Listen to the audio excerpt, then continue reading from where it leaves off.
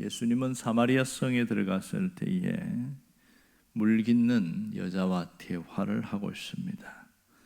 이 여인과의 대화는 평소 예수님의 모습과 전혀 다른 특별한 모습을 보게 됩니다. 그것은 이 여인과 대화하면서 예배의 핵심이 무엇인지 그것에 대하여 얘기하고 있고요. 더 노골적으로 자신이 누구인지를 밝히고 있습니다. 자, 여자가 이렇게 묻습니다. 메시아가 오시면 모든 것을 알려줄 겁니다. 이 얘기를 합니다. 그럴 때에 이 예수님이 26절을 보면 내가 그니라 그렇게 말합니다. 내가 그라고 이야기합니다. 그러니까 이 여인은 메시아에 대한 그런 갈망, 그런 마음들이 있었음을 알 수 있죠. 근데 오늘 우리가 여기서 예수님이 자신을 밝히시는 대목이 특별합니다. 제자들에게조차 내가 그다, 내가 메시아다, 내가 그리스도다 이 얘기를 정확하게 밝힌 적이 없습니다. 베드로의 신앙 고백 마태복음 16장에 보면 주는 그리스도시요 살아계신 하나님의 아들이십니다. 그렇게 고백할 때 바요나 시몬아 내가 복되도다 이러면서 칭찬하셨고, 그리고 성령께서 너에게 이렇게 알려주신 거다 이 정도지 직접적으로 내가 메시아다 이렇게 안 밝히셨거든요. 그런데 오늘 이 대목이 특별합니다. 특별히 폼나는 장소 또 뭔가 특별한 사람에게 그렇게 하면 더 좋지 않았을까 이런 인간적인 생각을 해봅니다. 아니면 지식층이 똑똑한 사람들, 종교 지도자들이나 또 제사장이나 바리새인들 그런들 앞에서 모든 장소도 수백 명이 있는 군중들 앞에서 내가 메시아다 이렇게 밝혔으면 어떨까 하는 생각을 하게 됩니다. 우리는 인간적으로 생각할 때 그게 더 폼나 보이긴 하죠. 그런데 왜 여자에게 누가 봐도 다른 사람을 볼 때 그렇게 주목받지 못하는 여자에게 메시아임을 밝히고 있을까? 그걸 우리가 한번 쭉 생각해 봐야 됩니다. 그 이유는 오늘 25절에 있는 그 여자의 고백에서 나옵니다. 메시아가 곧 그리스도라는 그분이 오실 줄 아노니 이랬어요. 오실 줄 안다. 이 말은 뭐냐면 메시아에 대해서 갈망하고 있다. 메시아를 기다리고 있다는 사실이죠. 결국은 이 여인은 구원을 갈망하는 것을 알았기에 예수님이 직접적으로 표현했습니다. 굉장히 특이하지 않습니까? 일반 유대 남자들도 메시아에 대해서 생각하지만 정치적인 메시아로 보고 있지, 이 여인처럼 순수하게 우리를 구원할 메시아를 기다리지는 않습니다. 그런데 오늘 예수님은 이 여인의 그 중심을 아시고 정확하게 내가 바로 네가 기다리던 그 메시아다 그 얘기를 하고 있습니다. 결국은 여인이 사모하는 모든 것을 직접적으로 밝히면서 구원이라는 선물을 주게 되었습니다. 이 구원은 우리 믿는 자들에게 주는 최고의 선물임이 확실합니다. 예수님께서 자신을 이 여인에게 드러내심으로써 예수를 영접할 수 있도록 초청할 수 있도록 그렇게 기회를 주신 것이죠. 또 하나는 예수님을 통하여 모든 문제가 극복될 수 있음을 보여주고 있습니다. 인생의 해결자이신 예수님을 보게 한 것이죠. 이 여인은 정말 자신이 갖고 있는 고민뿐만 아니라 자신이 여러 가지 어렵고 힘든 그 상황을 이 메시아를 만남으로써 완전히 달라집니다. 오늘 이후에 일어나는 일을 보면 이 여인이 난 12시에 물동이를 가지고 이 수가성에 왔어요. 근데 던져버립니다. 자기가 필요한 물을 길러 왔는데 그거 던지고 마을로 내려가서 메시아를 만났다 이렇게 이야기합니다. 이것은 자신이 그동안 기다리던 메시아를 직접 여기서 만났다는 그 환희, 인생의 최고의 기쁨이었던 것이죠. 물보다 더 중요한 것은 메시아 만난 것을 알려주는 것이다. 뭐 이렇게 생각을 했던 모양입니다. 왜냐하면 여인이 그동안 갖고 있는 모든 문제가 극복되었음을 이야기를 하고 있습니다. 누구든지 예수님을 통하여 모든 것이 새로워진다는 것을 여기서 보여주고 있습니다. 분명한 것은 예수님은 우리에게 구원을 줄 뿐만 아니라 우리 인생의 모든 문제도 해결하시는 분임을 우리가 기억해야 됩니다. 사실 교회를 다니는 사람들은 예수님이 문제 해결자에 대해서 의심하는 사람은 아무도 없습니다. 다 이해하고 받아들입니다. 상황이 또 어려워지면 그것을 잊어버리는 게 문제지요. 자기의 삶에 힘겨움이 자기가 감당하기 힘들 만큼 버겁거나 또 몸이 너무 아프거나 경제적으로 너무 고통스럽거나 관계에 파괴되고 이렇게 될 때는 싹 잊어버립니다. 내 문제가 너무 크기에 예수님이 문제의 해결자라는 자체를 싹 잊어버립니다. 그러나 우리가 정신을 차리게 되어지면 다시 주님 앞에 나오게 되죠.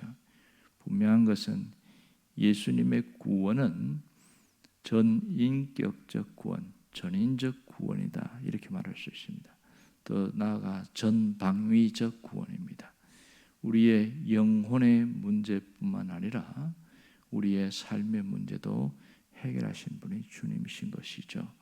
자, 영혼의 문제에 해결이 되어지면 굉장한 기쁨이 있습니다.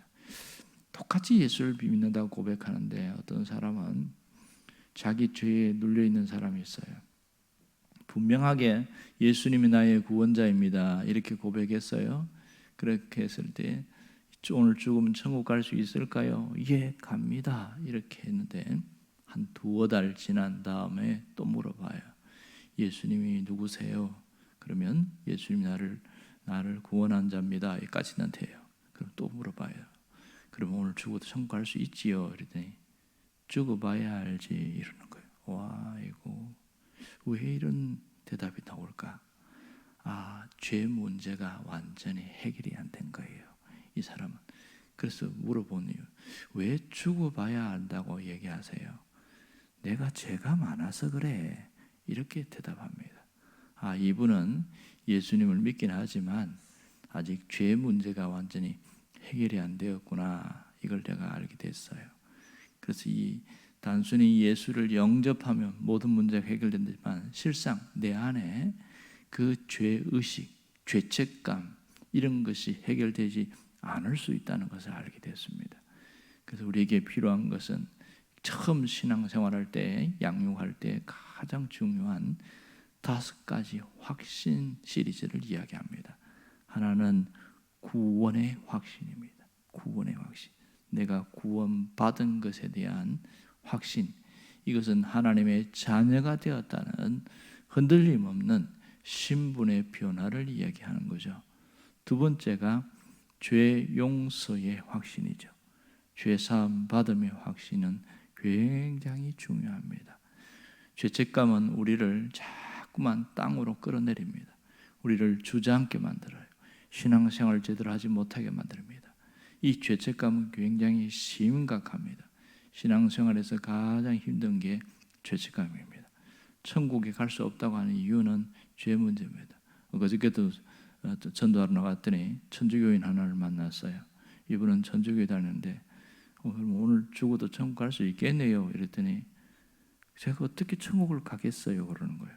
아니 예수를 믿으면 천국 갑니다 그랬더니 나는 죄가 많아서 이 문제를 다 해결하기 전까지는 곤란합니다 이렇게 이야기하는 거예요. 와, 천주교인들은 이 죄 문제는 해결을 못하고 그냥 마리아 열심히 섬기고 이렇게 나갈 정도구나.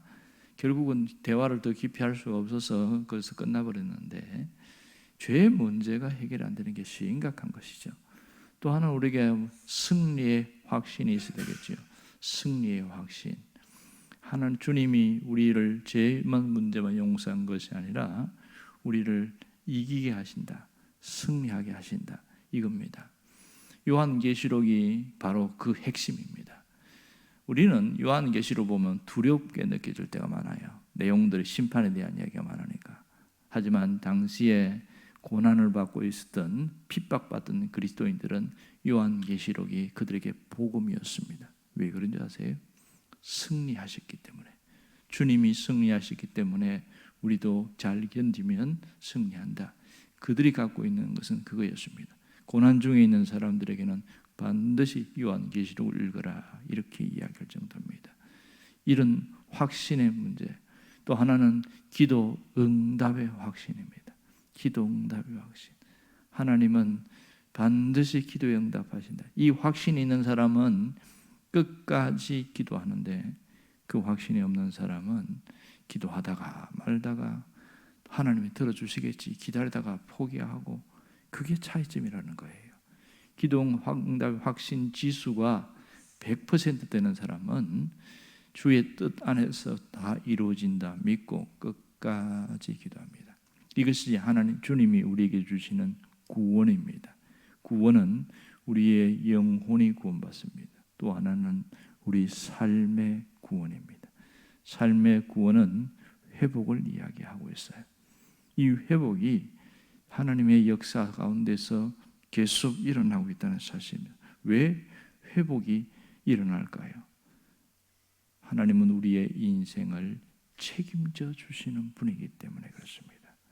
우리의 삶을 하나님이 책임져 주시기 때문에, 하나님이 우리를 구원할 땐 단순히 예수 믿고 천국 보내려는 그 단순한 것만이 아니에요. 그 이 땅에서 살아가면서 진정한 행복이 무엇인지를 누리고 살기를 원하셔요. 그 행복을 누리고 살면서 주님의 뜻을, 다시 말하면 그 사명, 하나님이 원하는 뜻을 이루면서 가는 그런 믿음의 사람이 되기를 원하는 것이죠. 여러분, 분명한 것은 지금도 주님의 손길은 계속되고 있습니다. 어떤 분이 그렇게 이야기하는 거예요. 목사님, 사는 게 너무 힘들어요. 그분의 이야기를 쭉 들었는데 힘들게 느껴져요. 가만히 보니까 이래서 힘들고 저래서 힘들고, 그래서 어떨 때는 콱 죽을까 생각도 들었어요. 뭐 이런 얘기하는 거예요. 그 얘기를 쭉 들어주고 그 다음에 이런 얘기를 했습니다. 그런데 주님이 당신을 지키시고 있다는 것을 아십니까? 책임지고 있으면 압니까? 그러니까 반발하는 거예요. 하나님이 책임지고 있다면 내가 왜 이렇게 힘들게 살까요? 이렇게 이야기하는 거예요.